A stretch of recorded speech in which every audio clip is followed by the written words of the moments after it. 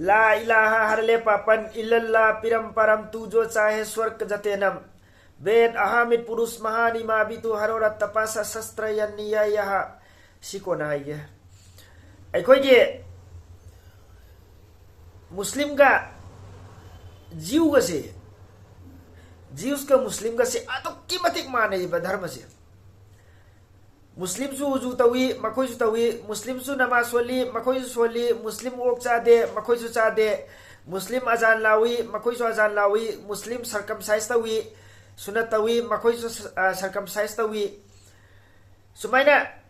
Muslim koi khai makoi su koi khai Muslim tupi happy makoi su tupi happy chapa nei ba kitang kajik ne 1% ko mane ba khenari se ado adagi Christian zo kaisu khetna ru nate ba Christian ga ne Quran de yaul ba ming sik siga moi de i sik siga su ne chama nei ba lok na su ya de lok thong ye isa se mi ma ming sik je khoi muslim mi lai tana yakub abda haibdo khoi dana jacob haiba adagi khoi na muslim na isa haiba khoi na jesus haiba muslim na maryam haiba khoi na mary haiba adagi muslim na adam haiba khoi na adam haiba adagi muslim na yunus haiba makoi na jona haiba sumaina mi sik su loina wari su manai mi su manana ming kitang tongan halaga chatpai wane ba yengu bakada di adi sawani yang bakada di ma iman manai ba adagi christian sing na ningi ba jesus se sigi se kana guma muslim mana jesus se muslim na di isa haidra ado kana guma na jesus se chaira ba adugi muslim nupado adu muslim oidreba muslim oiroiba ma ek kai mana ne jesus ta chayu bukanda isa ta chayu bukanda prophet awang thaki prophet ne mas aduna kitang bu chai ba deba idea muslim sing su yam wangna yamna awang thak ta leiba prophet amane ba isa se aduna yengu bukanda ne dharma sing dum manara chali sini dai ne hangi de dagi hayum sida ba so Quran da wal hayyul qayyum sidaba mapu hingdana ta laiba haibneba siba idaba suksi sidaba hingdana ta laiba mapu haibneba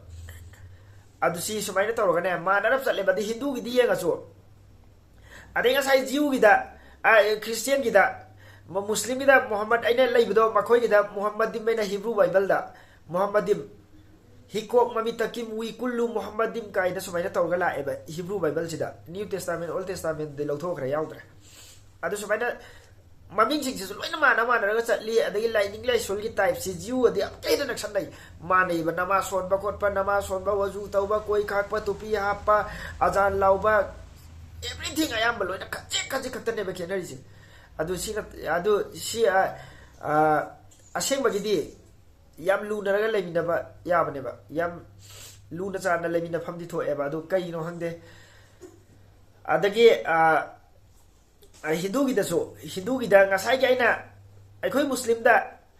siram dai matam da kalima swaladi mi du swarga da sangani kalima siam dakar oi la ilaha illallah muhammadur rasulullah dakar oi ado baina hindu gi laita subhavi sapura da la ilaha le papan illallah piram param tujo chahe swarga jatenam kari guma na koina swarga da sanging bata ragadi siram dai matam da la ilaha solo sini makoi da la dictionary yauri se pap ku ninga gati Ved ahamit purus mahani ma bitu harora tapasa sastrayan ni ya kaina adagi idam jano virasato narasas das wisiyatin Muhammad ki matang da ayam yauri ba Hindu larik sida